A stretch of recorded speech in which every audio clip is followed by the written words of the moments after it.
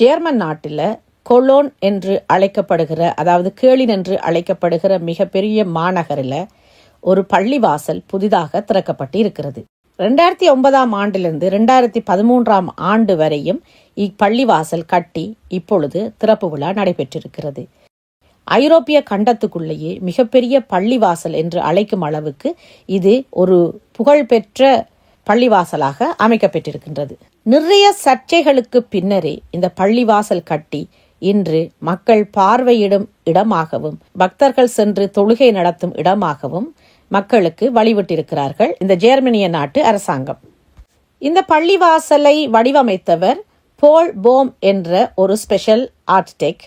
இவர் அதிகமாக தேவாலயங்களை அமைப்பதில் சிறப்பு பெற்றவராக இருக்கிறார். இதனுடைய கட்டிட அமைப்பின் முறையை ஓட்டோமன் என்று அழைக்கப்படுகிறது. அதாவது பள்ளிவாசல் சீமெந்தாலையும் கண்ணாடிகளாலும் கொண்டும் அமைக்கப்படும் முறையாக இந்த முறை செய்யப்பட்டிருக்கிறது. இதன் கீழ்த்தளத்தில் வியாபார நிலையமாகவும், அடித்தளத்தில் கூட்டங்கள் நடைபெறும் இடமாகவும், முதலாவது மாடியில் தொழுகை செய்யும் இடமாகவும், இஸ்லாமியருடைய முஸ்லிம்களுடைய நூலகமாகவும் இது அமைக்கப்பட்டிருக்கிறது. இந்த பள்ளிவாசலுடைய சுவர்கள் அதிகமாக கண்ணாடிகளை கொண்டே அமைக்கப்பட்டிருக்கின்றது. வட்ட வடிவமான தாராளமாக இடம் கொண்ட ஒரு பள்ளிவாசல் என்றே கூற முடியும். இங்கு வாசலிலேயே பாதணிகளை கலட்டி பக்குவப்படுத்துவதற்கான சின்ன சின்ன பெட்டிகள் வைத்து அதற்கு எண் வைத்து பாதுகாக்கப்படும் அளவுக்கு மிக சிறப்பாகவும் அதிநவீனமாகவும் செய்யப்பட்டிருக்கிறது. பார்ப்பதற்கு புதுமையாக இருந்தது.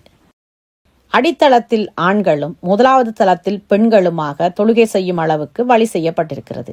பள்ளிவாசலுக்கு செல்லும் முன்னர் தங்களின் மேனிகளை சுத்தப்படுத்தவும் கீழ்த்தளத்திலேயே அதற்கான இடமும் அமைக்கப்பட்டிருக்கின்றது.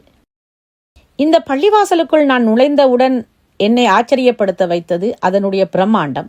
அதுக்கு அடுத்ததாக நிலத்தில் போடப்பட்ட கம்பளம்.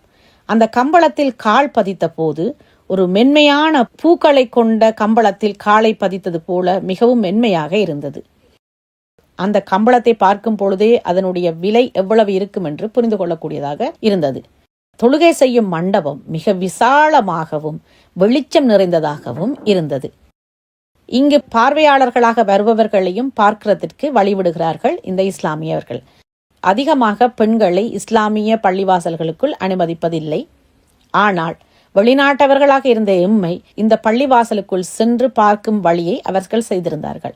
ஆனால் தலையில் நாங்கள் முக்காடு போட வேண்டும், கால்களுக்கு சொக்ஸ் போட வேண்டும். இந்த 2 கோரிக்கையை ஏற்றுக்கொண்டால் நாங்கள் அந்த பள்ளிவாசலுக்கு